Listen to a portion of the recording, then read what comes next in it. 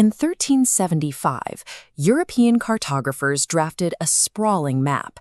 Though they had never visited West Africa, right in the lower left section, they drew a king holding a golden orb. His wealth was so massive that leaving him out would have made their map incomplete. This figure is entirely real. His name is Mansa Musa, a 14th century ruler of the Mali Empire, and by most historical estimates, the wealthiest human being to ever live. When Mansa Musa came to power in 1312, he inherited a continental superpower. The Mali Empire stretched from the Atlantic coast deep into the Sahara, governing roughly 40 million citizens. For scale, the entire population of England was perhaps 5 million. This dominance rested on two commodities. Mali controlled the Bambouk and Bor goldfields, along with the sprawling desert salt mines of Tagaza. Whoever controlled the gold and the salt controlled the trans-Saharan trade routes. Mansa Musa was a deeply devout Muslim. In 1324, 12 years into his reign, he temporarily left this massive operation behind to fulfill the Hajj, the obligatory Islamic pilgrimage to Mecca.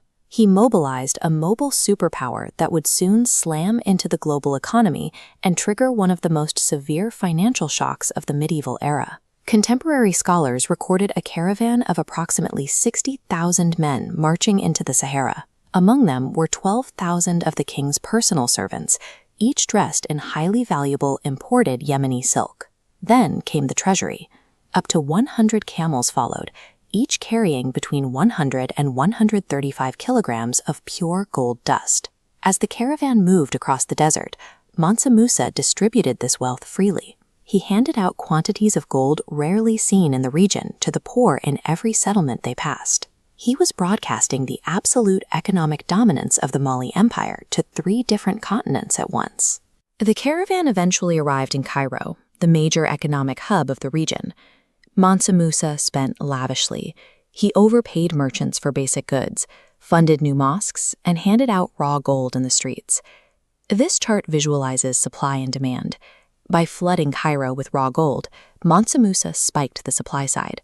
Gold's value collapsed and everyday prices shot up.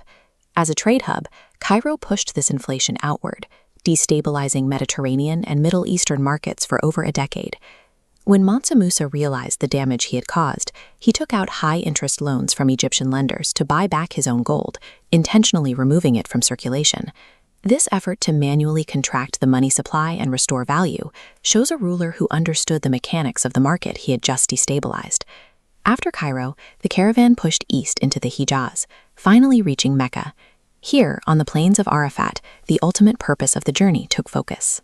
The man carrying half the world's wealth set aside his royal silk robes.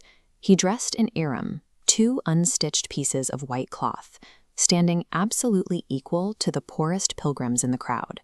He possessed the power to break entire regional economies, but his submission to faith ultimately superseded his attachment to material wealth.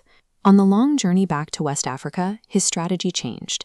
He stopped giving his wealth away and started aggressively purchasing human capital.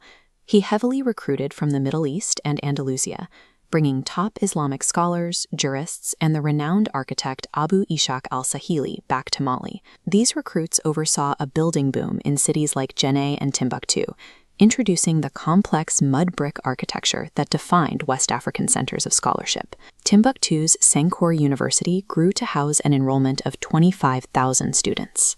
Its libraries accumulated hundreds of thousands of intricate manuscripts covering mathematics, medicine, astronomy, and law. By the end of his life, Musa had converted his physical gold into a network of universities and libraries. This investment in knowledge preserved the empire's influence long after its gold mines were exhausted.